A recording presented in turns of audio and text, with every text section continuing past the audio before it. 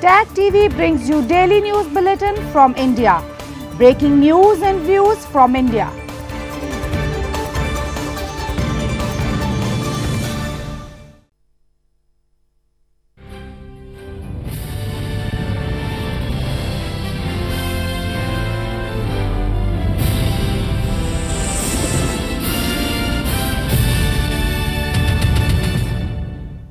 Good evening. Welcome to South Asia Newsline. I'm Surbhi Sharma. Here are the top stories we are tracking for you on Wednesday, the 28th of February. Saudi Crown Prince eyes $100 billion investment in India.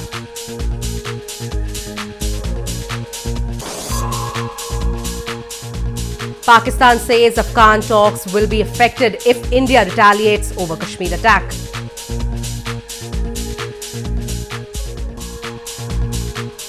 And month-long Festival of India begins in Nepal.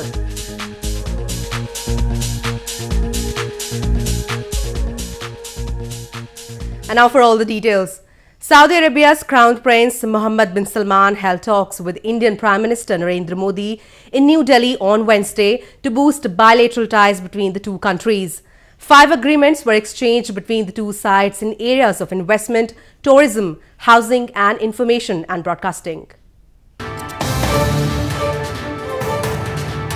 Saudi Arabia's Crown Prince Mohammed bin Salman said on Wednesday he saw investment opportunities of more than $100 billion in India over the next 2 years as he began his first official visit amid tensions between India and Pakistan. The Crown Prince held talks with Indian Prime Minister Narendra Modi and discussed key areas of mutual interest, including trade and investment, energy, defense, counter-terrorism and regional challenges. In a joint press appearance after the delegation-level talks, the Crown Prince said terrorism was a common concern and Saudi Arabia was ready to share intelligence with India to tackle it. 5 documents were exchanged in areas of investment, tourism, housing and information and broadcasting.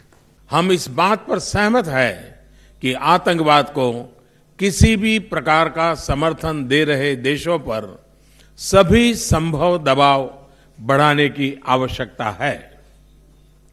आतंकवाद का infrastructure नष्ट करना और इसको समर्थन समाप्त करना और आतंकवादियों और उनके समर्थकों को सजा दिलाना बहुत ही जरूरी है। Earlier in the day, the Saudi Arabia's Crown Prince also met Indian President Ram Nath Kovind and was accorded a ceremonial guard of honor at the Presidential Palace in New Delhi. India rolled out the red carpet for the Crown Prince as it seeks diplomatic support following a terror attack in its northern Jammu and Kashmir province, which it blames on Pakistan.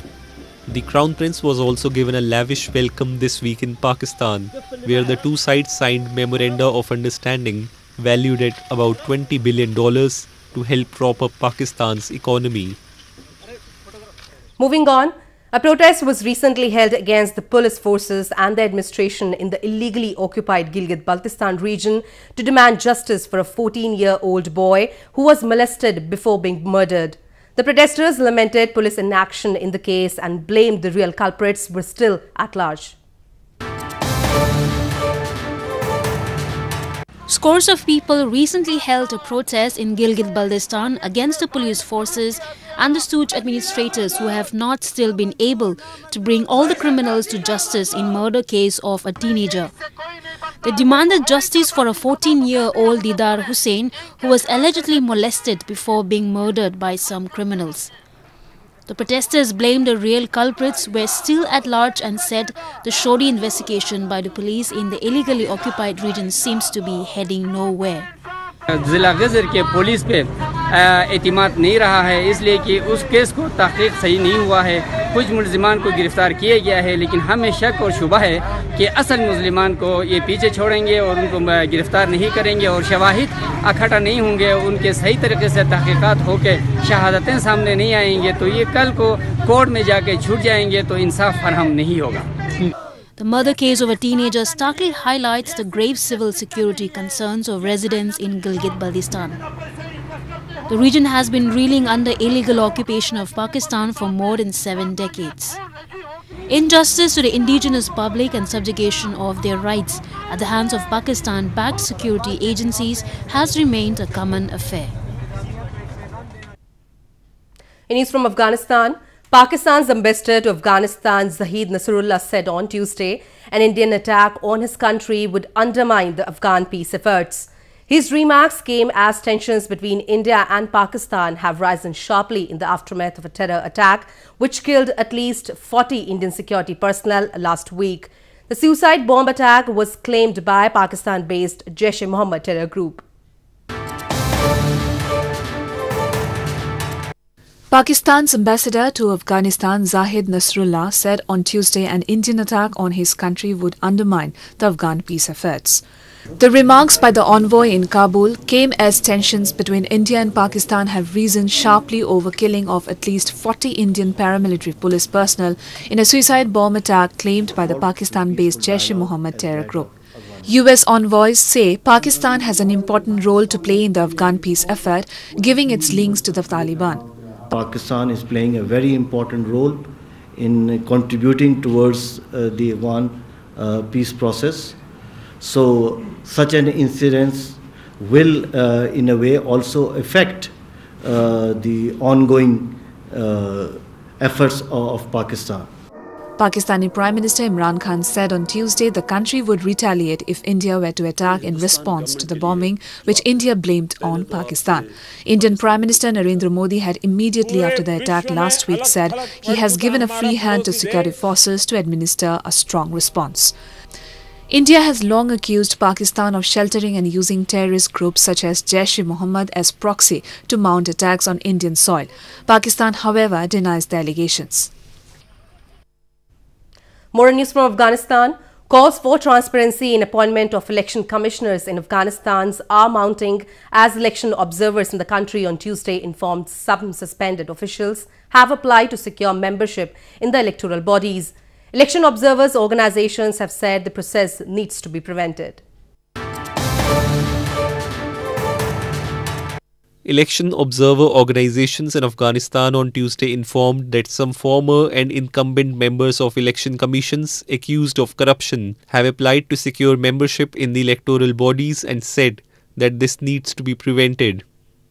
Among those who have applied for the posts are Abdul Rahim Nawakhtiyar, former head of Foreign Relations Department of the Independent Election Commission or IEC, Abdul Aziz Sameem, former deputy head of the IEC Secretariat, Syed Ibrahim Sadat, incumbent head of the IEC's IT department, and some journalists as well as government employees. افراد باشند که در جامعه از شناخت خوب برخوردار باشند و مردم بالای از او اعتماد بکنند. Members of the election commissions were removed from their posts after President Ashraf Ghani approved a new amendment to the electoral law last week. According to Ghani's decree, the two commissions are run by heads of secretariats of the electoral bodies. Moving on to news from Nepal. A month-long Festival of India in Nepal began on Tuesday in Nepal's capital, Kathmandu. The event kicked off with the performance on the journey of Gautam Buddha. The festival will continue till March 21st. A month-long Festival of India in Nepal with an objective of familiarizing the new generation of Nepal about the similarities between the two countries began on Tuesday in Kathmandu city. The festival kicked off with a performance on the journey of Gautam Buddha.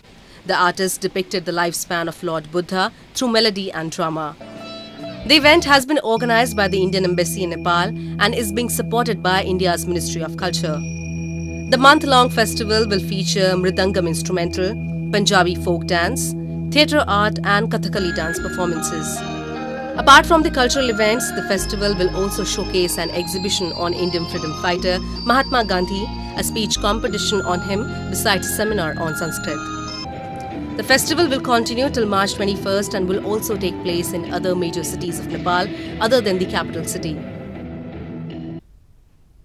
In news from Sri Lanka, an annual Buddhist festival was recently organized in Sri Lanka's capital, Colombo, in which drummers, dancers and torchbearers escorted dozens of decorated elephants in a colorful traditional parade.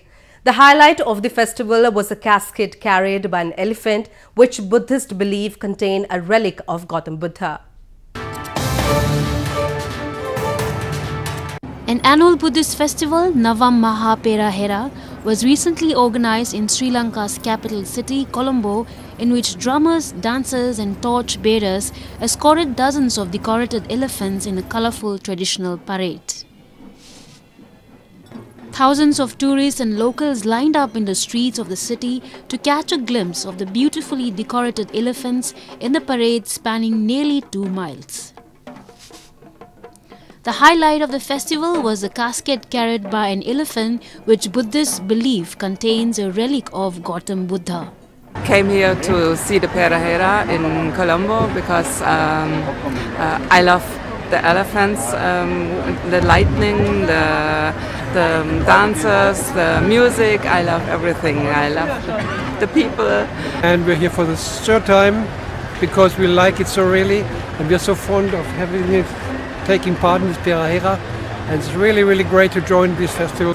Pageant, which starts at the Gangaramaya Buddhist temple, one of the prominent religious places in the capital of the Indian Ocean island, has been held annually for decades. Elephants in the parade sway to the beats of the drums as Buddhist priests and observers stay transfixed for the nearly 3-hour event. A Hindu seer, also known as Thorn Baba, has become a major attraction in the ongoing Kumbh fair in India's Prayagraj city as he lies on a bed of thorns as a part of his meditation. Scores of devotees make a beeline every day to take his blessings and offer him food and money as a mark of respect. The ongoing world's largest religious gathering, the Kumbh Fair in India's northern Prayagraj city, has been a major attraction for visitors as it offers many interesting cases of strictly disciplined prayers by Hindu seers. One such attraction has been a Hindu holy man, Ram, popularly known as Thorn Baba, who lies on a bed of thorns from sunrise to sunset as he feels that making the body suffer brings satisfaction and happiness, which is a part of his meditation. Scores of devotees make a beeline every day to take blessings of the Hindu seer and offer him food and money as a mark of respect. कांटा है ये हमको सैदान है ये के लिए ये तो है कि इससे सैदान मिल रहा है हमें खुशबू मिल रहा है उसी के लिए हम भी कांटा पे रहते हैं। ये कब से आप इस पे लेटे हुए हैं? हम 5 बजे भोर से लेटे हैं। पहली बार आज यहाँ संगम आए हैं और ये मतलब एकदम विस्मयकारी रूप देख रहे हैं बाबा का, जो कि नागफनी के कांटे पे लेटे हुए हैं। हम लोग को एक कांटा चुभ जाता है तो हम लोग को दर्द हो जाता है और इनको देख रहे हैं कि कांटों के एकदम झाड़ पे लेटे हुए हैं। These kind of unique attractions are a common feature of the Kumbh Fair, which is more than 2000 years old and is held every 3 years in one of the 4 cities of Prayagraj, Haridwar, Ujjain and Nasik. The fair is a meeting point for Hindu seers, some of whom live in forests or Himalayan caves and come out only during this period. Exiled Tibetan spiritual leader, the Dalai Lama, on Tuesday addressed a spiritual teaching session in India's northern Dharamshala town, in which people hailing from all parts of the world participated. The event coincided with the last day of a 15-day period, which is considered a day of multiplying karmic merit in Buddhism. Thousands of people on Tuesday gathered in India's northern hill town of Dharamshala to attend a spiritual teaching session by exiled Tibetan spiritual leader, the Dalai Lama. Devotees converged at the main Buddhist temple in the town to listen to the spiritual leader's first sermons of the year. The event coincided with the last day of the Day of Miracles, a 15-day period which is considered a karmic merit multiplying day in Buddhism. Today is one of the main day that Lord Buddha had played. We call it the miracle day. So where he debate with some non-Buddhist kind of theory, and he defeated some of the Mara. We call it the Mara. It's kind of a devil. India is home to almost 100,000 Tibetans.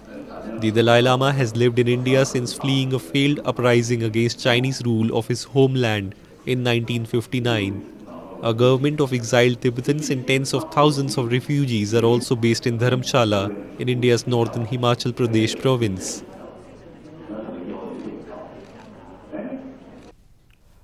Well, that's all we have for you from South Asia this evening. Now our viewers can watch the show on SouthAsiaNewsline.com.